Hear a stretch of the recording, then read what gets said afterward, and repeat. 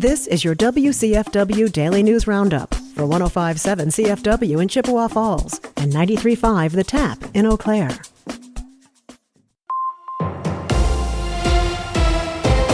For 105.7 CFW News, I'm James Kelly.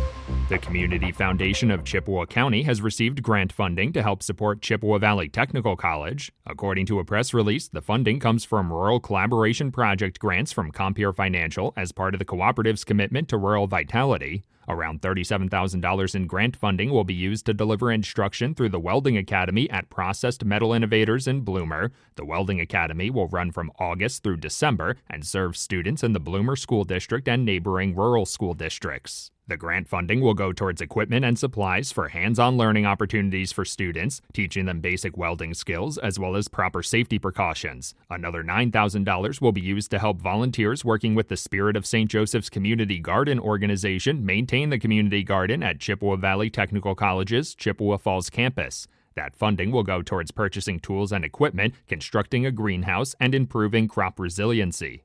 Former Eau Claire City Council President Emily Berge became the first congressional candidate in Wisconsin to submit the required signatures for ballot access this week. According to a press release, Berge turned in around 1,300 signatures on Monday, just 5 days after the signature collection period began. Those signatures included residents from all 19 counties in the 3rd Congressional District. Berge will face off with Rebecca Cook in the Democratic primary this August, with the winner facing incumbent Republican Derek Van Orden in the November midterm election.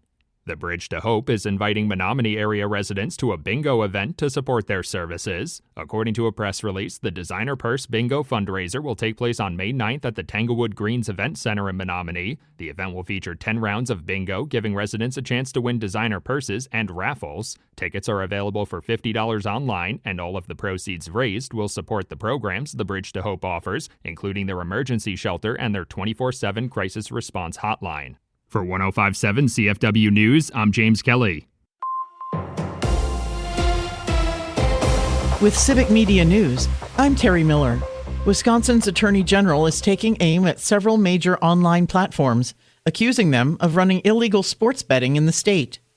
Josh Call announced a lawsuit against companies including Robinhood, Coinbase, Kalshi, and Crypto.com, saying they allow bets outside Wisconsin's legal system. The companies have not fully responded. Wisconsin recently approved online sports betting, but only through tribal partnerships authorized by the governor.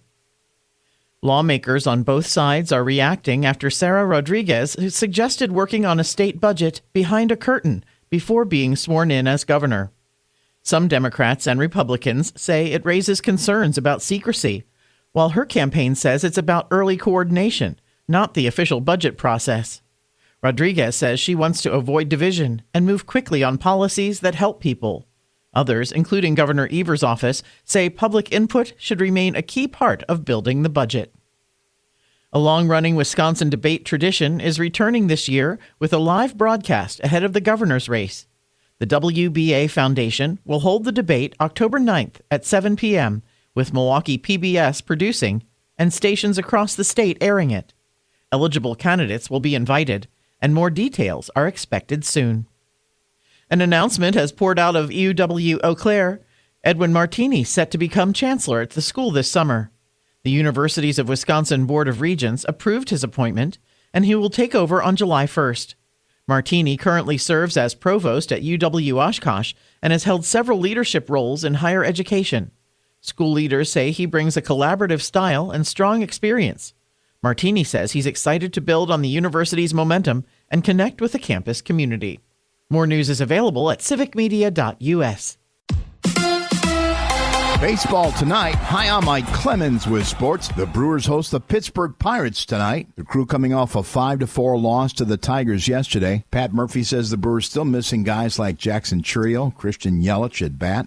Everybody's aware of where our injury situation is, and it's great to see the guys go out and compete and battle every time. And I think they can be proud of a lot of things they did today, but it didn't go our way. NBA, the Milwaukee Bucks have a new head coach. 41-year-old Taylor Jenkins takes over after 6 years as the head coach of the Memphis Grizzlies. The NFL draft continues tonight. Did the Packers have any offers last night to trade up into the first round? Brian Gutekunst.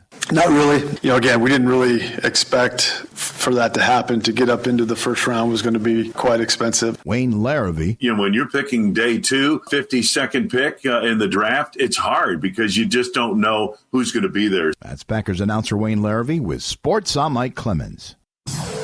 Chippewa Valley weather. I'm meteorologist Rodney Price. A cool Friday afternoon, sunshine, upper 50s to lower 60s, and a northwest breeze. Tonight, all the way down to around the 40-degree mark, mostly clear skies. Some clouds around on Saturday, lower 60s, upper 60s near 70 Sunday. It's 53 at our studios.